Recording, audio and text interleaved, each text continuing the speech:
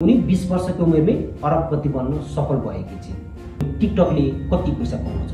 Time pass भनौँ या मनोरञ्जन, जवाब एउटै, टिकटक। नेपालबाट टिकटक मार्फत कसले कति कमाइरहेको छ, आउनुहोस् चर्चा गरौँ। ती अमेरिकनले सबैभन्दा बढी टिकटक चलाउने गरेका छन्। एक वर्षमै 2 अर्ब कमाउने यी हुन् 20 वर्षीय चार्ली डिअमेलियो। यिनी टिकटकका क्वीन हुन्। उनी 20 वर्षको उमेरमै अरबपति बन्न सफल भएकी छिन्। उनले हालेको भिडियो टिकटक मार्फत विश्वभरि 150 मिलियनले हेर्ने गरेका छन्। दुनियाँलाई अरबपति र करोडपति बनाउने टिकटकले कति पैसा कमाउँछ?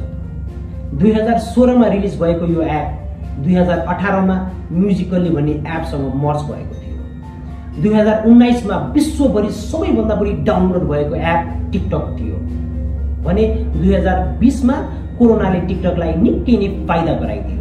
कोरोनाको कारण लकडाउन भएपछि टिकटकले तहल्का मचायो।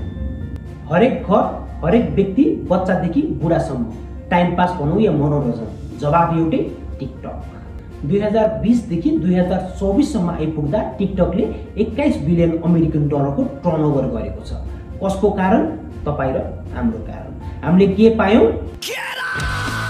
टिकटक र चार्ली डिअमेलियोले मात्र होइन, यस्ता धेरै टिकटकरहरू छन् जसले करोडौं पैसा छापिरहेका छन्। एडिसन राईले पनि वार्षिक 70 करोड कमाउने गरेका छन्। ज्याज किङले वार्षिक 62 करोड कमाउने गरेका छन्। डिक्सी डिअमेलियोले भने वार्षिक 55 करोड कमाउने गरेका छन्। यो त भयो विश्वको जानकारी। नेपालबाट टिकटक मार्फत कसले कति कमाइरहेको छ, आउनुहोस् चर्चा गरौँ। नेपालबाट कुलबैले महिनाको 6 लाखदेखि 12 लाख कमाउने गरेका छन् टिकटकबाट। एले बीलाई, बीले एलाई, ट्याप ट्याप हामी सबैको अंश वर्माले भने महिनाको 5 देखि 6 लाख कमाउने गरेका छन् टिकटक मार्फत। त्यस्तै मिस पबीले 3 लाख, आयुष सिंह ठकुरीले 3 लाख कमाउने गरेका छन्। हामी सबैलाई थाहा छ टिकटकको एन्टी देश अमेरिका हो र तपाईहरुलाई पत्ता नलाग्न सक्छ ती अमेरिकनले सबैभन्दा बढी टिकटक चलाउने गरेका छन्। 148 मिलियन अमेरिकनले टिकटक चलाउने गरेका छन्, जुन विश्वको नम्बर 1 टिकटक युजर कन्ट्रीमा पर्न गएको छ अमेरिका।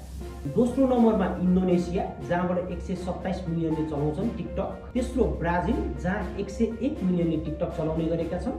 चौथो मेक्सिको, जहाँ 78 मिलियनले टिकटक चलाउने गरेका छन्। पाँचौं स्थानमा भियतनाम रहेको छ, जहाँ 70 मिलियनले टिकटक चलाउने गरेका छन्। तपाईँ टिकटक कति चलाउनुहुन्छ र कहिलेदेखि चलाउनु भयो? कमेन्ट गर्न नबिर्सनुहोला। र यस्तै रोचक र सूचनामूलक जानकारी हेर्न र सुन्न चाहनुहुन्छ भने टकिङ नेपाललाई आजै सब्स्क्राइब, लाइक र सेयर गर्न नबिर्सनुहोला। धन्यवाद।